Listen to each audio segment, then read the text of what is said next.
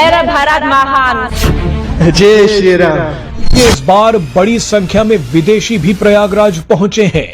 रूस, America, Britain, Germany, Israel, south Africa, Spain समेत कई देशों से आए श्रद्धालु डुबकी लगा रहे हैं। इन विदेशियों ने महाकुंभ में आते ही जय श्री राम के नारे लगा दिए। किसी ने भारत माता की जय बोलना शुरू कर दिया। कुंभ मेले को लिबरेशन कहा जाता है। इंसान अपने आप को लिबरेट करने के लिए इसमें हिस्सा लेता है।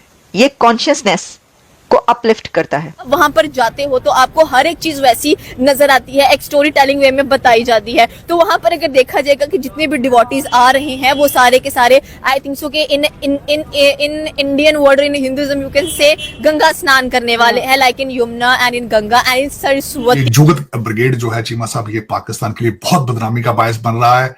देखा जाए कंट्री छोड़े को नहीं जहां भिखारी नहीं है हमारे, ईरान के अंदर, इराक के अंदर, जिनकी अपनी इकोनॉमी को वहां भी जियारतों पे जाके पैसे मांगते। 40 करोड़ लोग है ना, 40 करोड़ बहुत बड़ी एक तादाद होती है। ये कोई ये नहीं कि जो 2, 3, 4, 5, 6 लाख लोग आए हैं, ये तो एक बहुत बड़ी तादाद है। 40 करोड़ यानी कि ये तो ये समझे कि पाकिस्तान की आबादी से तकरीबन डबल से थोड़ा सा कम, यानी पूरा पाकिस्तान 2 दफा जाकर वहां पर नहा ले। या तो बहुत सारी जो सनातन है, जो एक जिसका ना आदि है ना अंत है, जो अनंत है, उसी को इंडिया शोकेस करने जा रहा है। वो हमारे लिए एक वे ऑफ लाइफ है। 144 साल के बाद भारत प्रयागराज में महाकुंभ मेला स्टार्ट हो रहा है।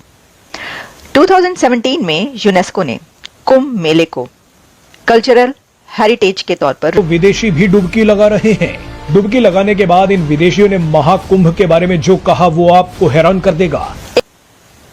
महाकुंभ मेला जनवरी से लेकर फरवरी तक चलेगा और इसमें 45 करोड़ लोग हिस्सा लेंगे, जो गंगा नदी में डुबकी लगाएंगे, स्नान करेंगे।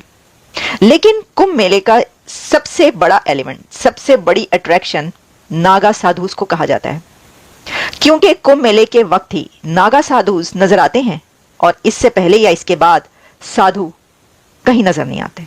यह भी बात याद रखिएगा कि कुंभ मेला खुदा से मुतालिक नहीं है। It has nothing to do with God, लेकिन सनातन धर्म से इसका बहुत गहरा ताल्लुक है। कुंभ मेले को लिबरेशन कहा जाता है।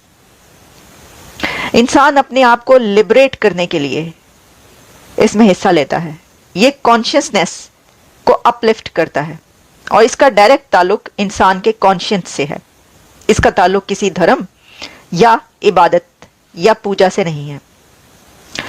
यही वजह है कि इसको इंटरनेशनल फेस्टिवल माना जाता है। नागा साधुस अगर पहाड़ों से उतर कर आते हैं तो दुनिया भर से फॉरेनर्स इसमें शामिल होने के लिए इंडिया पहुंचते हैं। नागा साधुस की जिंदगी के बारे में यह कहा जाता है कि ये कभी शादी नहीं करते, कोई हार्ड एंड फास्ट रूल नहीं है, लेकिन फिर भी ना तो ये शादी करते हैं और ना ही फैमिली रखते हैं। इसकी वजह यह है कि इनकी सारी जिंदगी, पूरा जीवन पहाड़ों में गुजरता है। ऐसे बर्फानी माउंटेन्स में ये अपनी लाइफ स्पेंड करते हैं जहां पर एक आम नॉर्मल इंसान 1 घंटा भी ना गुजार सके। नागा साधुस को बनाने के लिए एक लंबा वक्त दरकार होता है। एक लड़का या एक नौजवान जब 10-12 साल का ही होता है तो उसको इसकी ट्रेनिंग दी जाने लगती है। ऐसे लोग, ऐसे खानदान जो अपने बच्चों को या अपने बेटे को या अपनी बेटी को नागा साधु बनाना चाहते हैं, ये नागा साध्वी बनाना चाहते हैं, वो उसको भेजने के लिए उसको तैयार करना शुरू कर देते हैं। ऐसे बहुत कम खानदान होंगे, लेकिन हैं। अगर आपको ये पता चले कि इंडिया में नागा साधुस की टोटल कितनी तादाद है तो आप हैरान रह जाएंगे। 4 लाख से ज्यादा नागा साधु भारत में रहते हैं, यह कहा जाता है। इतनी तो किसी मुल्क की फौज भी नहीं होती। यानी अगर भारत ये चाहे कि कहीं पर उसको जरूरत पड़े एक ऐसी फौज की जो उसके लिए लड़ सके, तो नागा साधु पहाड़ों से उतरकर अपने वतन, अपने मुल्क की हिफाजत के लिए पहुंच जाएंगे। ये सिर्फ कहने की बात नहीं है, बल्कि वो ऐसा खुद भी मानते हैं। उनके एक हाथ में हथियार होता है। नागा साधु, उनके हाथों में एक हाथ में हथियार होता है, तलवार होती है।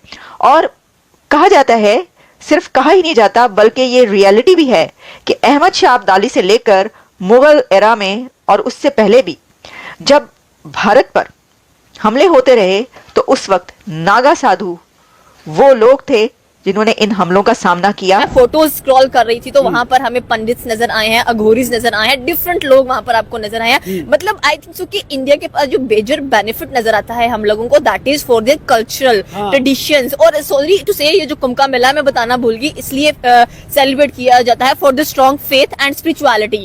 ठीक है, इन चीजों के लिए ये जो कुंभ का मेला है इसको सेलिब्रेट किया जाता है। And I really love because I think सो कि ये जो कल्चर्स होते हैं ना, ये आपस में आपको बहुत अच्छा कनेक्ट करते हैं, ट्रेडिशंस बहुत अच्छा कनेक्ट करते हैं। And when you visit different places, कईयों को शौक होता है कि हम हर जो मजहब है उसकी इबादतगाह को विजिट करने के लिए जाएं, और जब हम लोग जाते हैं तो फिर हम एक अलग ही चीज वहां पर फील करते हैं कि लाइक जो बचपन से चीजें हम लोगों ने देखी होती हैं, हमारे अंदर क्यूरियोसिटी होती है कि हम ये भी देखें, हम ये भी देखें, हम ये भी देखें। And finally when I know about the Kumbh का मेला, तो मैं आई वाज रियली शॉक्ड कि ये रियली में एग्जिस्ट भी करता है कुंभ का मेला।